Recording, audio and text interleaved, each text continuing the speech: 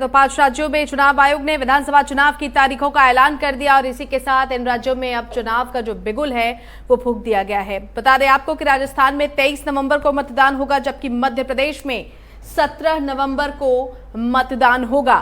बात छत्तीसगढ़ की करें तो छत्तीसगढ़ में 7 और 17 नवंबर को मतदान है, जबकि तेलंगाना में 30 नवंबर को वोटिंग होगी।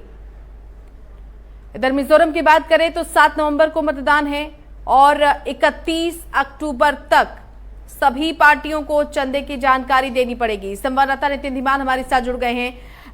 नितिन, तारीखों का ऐलान और उसी के साथ विधानसभा चुनाव का बिगुल भी बच चुका है 5 राज्यों में और तमाम बातें प्रेस कॉन्फ्रेंस में चुनाव आयोग की तरफ से स्पष्ट की गई हैं। बिल्कुल, और अभी से इन 5 राज्यों में आचार संहिता भी लग गई है और कोई भी सरकारी कार्यक्रम, प्रोजेक्ट या अन्य चीजें वो नहीं हो सकती हैं, ना कोई उद्घाटन ना कुछ। और इसके अलावा हालांकि जो कुछ जो प्रोजेक्ट चल रहे हैं पहले से जिनको मंजूरी मिली है वो चलते रहेंगे और अब सारी जो पावर्स है वो एमएलएस के पास नहीं होंगी, डीसीज के पास चली जाएंगी, इलेक्शन कमीशन के हाथ में तमाम चीजें वहां पर चली जाएंगी।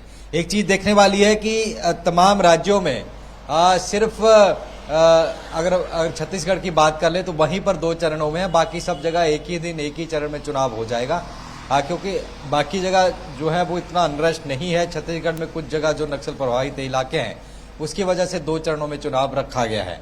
और इसमें अब देखने वाली बात यह होगी क्योंकि प्रचार प्रसार का समय पार्टियों के पास बहुत कम बचा है, क्योंकि 13 तारीख से नॉमिनेशन शुरू हो जाएंगे। आज 9 तारीख होगी, मतलब 4 दिन बाद नॉमिनेशन शुरू हो जाएंगे और उससे पहले लिस्ट भी जारी करनी है तमाम पार्टियों को, क्योंकि 20 तारीख तक लास्ट डेट है नॉमिनेशन की। यानी कि मोटे तरीके देखा जाए सिर्फ 2 हफ्ते हैं जिसमें तमाम उम्मीदवारों पर पार्टियों को चर्चा भी करनी है, लिस्ट बनानी है और लिस्ट जारी करके उनका नॉमिनेशन भी करवाना है। तो ऐसे में कुछ लिस्ट जो है, जैसे एमपी की बात कर ले तो बीजेपी ने कुछ 70 के करीब प्रत्याशियों की लिस्ट जारी की है, 200 के करीब सीटें हैं और राजस्थान में 217 है। तो ऐसे में यहाँ पर अभी काफी मंथन पार्टियों को और करना है।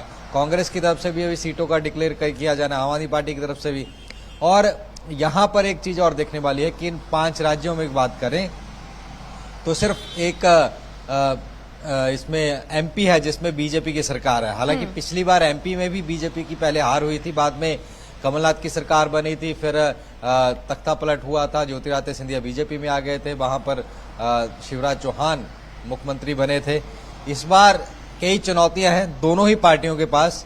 एक तो अगर राजस्थान की बात कर लें तो एंटी इनकम्बेंसी जो है, और हमेशा राजस्थान में भी देखा जाता रहा है कि 1 साल बीजेपी, 5 साल फिर कांग्रेस, इस तरीके का ट्रेंड वहां रहा है। और इस बार कुछ जो कांग्रेस के नेता थे उनकी तरफ से अपनी ही पार्टी के नेताओं के ऊपर जिस तरीके से सवाल उठाए गए हैं, सचिन पायलट और अशोक गहलोत के बीच जो उठापटक है वो सबके सामने जाहिर है। और बीजेपी की बात करें तो बीजेपी अब इसी पशोपेश में है कि वसुंधरा राजे को चेहरा बनाना है या किसी और को चेहरा बनाना है। वहीं बात करें एमपी की तो एमपी में करीब 18 साल हो गए हैं, शिवराज सिंह चौहान ही सीएम है वहां पे। बीच में कमलनाथ जरूर आए थे कुछ महीनों के लिए। तो ऐसे में एंटी इनकम्बेंसी काफी है और ज्योतिरादित्य सिंधिया भी लाइन में है, अन्य नेता भी हैं। उसमें आगे क्या कुछ होगा और इसी का ये देखा जा रहा है कि कुछ जो मौजूदा सांसद हैं, मंत्री थे, उनको वहां पर विधानसभा का टिकट दिया गया है। ये भी एक हैरान कर देने वाली बात वहां पर देखी गई थी।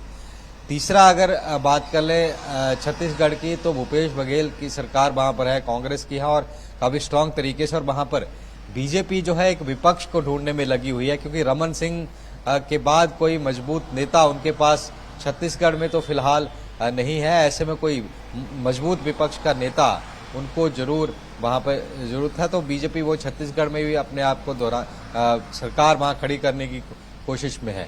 अब आगे तेलंगाना में बीआरएस है, क्योंकि तेलंगाना का निर्माण ही 2013 में हुआ था, 14 में हुआ था और तब लोकसभा से बिल्कुल पहले निर्माण हुआ था। तो ऐसे में वहां पर क्योंकि बीजेपी अपनी जड़ें जमाने में लगी हुई है और किस तरीके से आगे, क्योंकि कुछ जगह हैदराबाद में जो म्यूनिसिपल में जरूर बीजेपी थोड़ा कमाल कर पाई थी, लेकिन आगे कुछ ज्यादा प्रभाव हुआ नहीं। तो बीआरएस के साथ क्या जाएंगे या अन्य पार्टियों के साथ, कांग्रेस भी वहां पर पूरे तरीके से जोर शोर से लगी हुई है। मिजोरम में भी मिजो जो ग्रुप है उनकी सरकार है। तो ऐसे में ये बहुत एक अहम चुनाव रहने वाले हैं ये 5 राज्यों के, और ये दिशा दशा निर्धारित करेंगे। हालांकि वोटर का गणित क्या है वो अलग विषय है,